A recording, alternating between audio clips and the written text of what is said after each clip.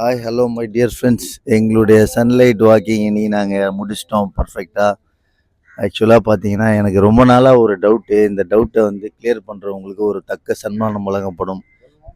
இங்கே new beach ரோடுன்னு ஒன்று இருக்குது. அந்த பீச் ரோட்டில் பார்த்தீங்கன்னா இப்போ புதுசாக ரோடு போட போகிறாங்க. ஆனால் என் சின்ன வயசுலேருந்தே ஒரு டவுட்டு, நல்லா இருக்க ரோடே எப்போ பார்த்தாலும் சுரண்டி சுரண்டி போடுறாங்க. நானும் என் சின்ன வயசுலேருந்தே பார்த்துட்டு இருக்கேன்.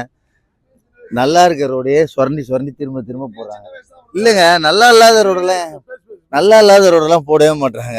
அதனால ஒரு சின்ன விளக்கம் யாராவது தெரிஞ்சுதுன்னா, ஏன் நல்லா இருக்க ரோடே மறுபடியும் போடுறாங்க, அது தெரிஞ்சா இன்னைக்கு கமெண்ட் பண்ணுங்க. அதனால இது ஒரு கேள்வியா கேட்டு இது கரெக்டான பதில் சொல்றவங்களுக்கு ஒரு தக்க சன்மானம் வழங்கப்படும். இல்லைங்க, அங்க ரோடு எப்பவுமே நல்லா இருக்க ரோட மட்டும் சுரண்டி சுரண்டி போடுறாங்க. அது ரொம்ப நாள் டவுட். அதுக்காக இப்ப நல்லா இல்லாத ரோட சுரண்டி போடலாம்ல.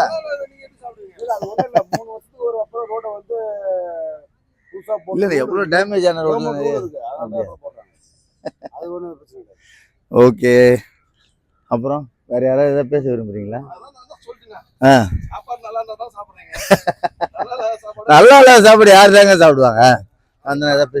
இந்த ரோடு மக்கள் அதிகமா அந்த ரோடை டிராவல் பண்றாங்க, அதாவது அந்த ரோடை யூஸ் பண்றாங்க. அதனால அது மெயின்டைன் பண்ணிட்டே இருக்கிறதுக்காக மெயின்டைன் பண்றாங்க. இப்போ சில ரோடு இவர் சொல்ற மாதிரி அது போடலன்னு சொன்னீங்களா, அந்த ரோடு மக்கள் அதிக பயன்பாட்டில் இல்லை. இப்போ அரசு பணத்தை நம்ம ஒரு ரூபா கூட வேஸ்ட் பண்ணக்கூடாது, மக்களுக்கு போய் சேரணும். மக்கள் எதை யூஸ் பண்ணாங்களோ அது அவங்களுக்காக பண்ணி கொடுத்ததுக்காக இந்த திராவிட மாடல் ஆட்சி அதை பண்ணுது. இதுதான் அதோட விளக்கம். அதனால இப்ப 2026 மறக்காம உதயசூரியனுக்கு வாக்களிச்சு மீண்டும் தளபதி அவர்களை முதல்வராக்கிறத நம்ம உறுதியா எடுத்துப்போம். Okay, thank you my dear friends.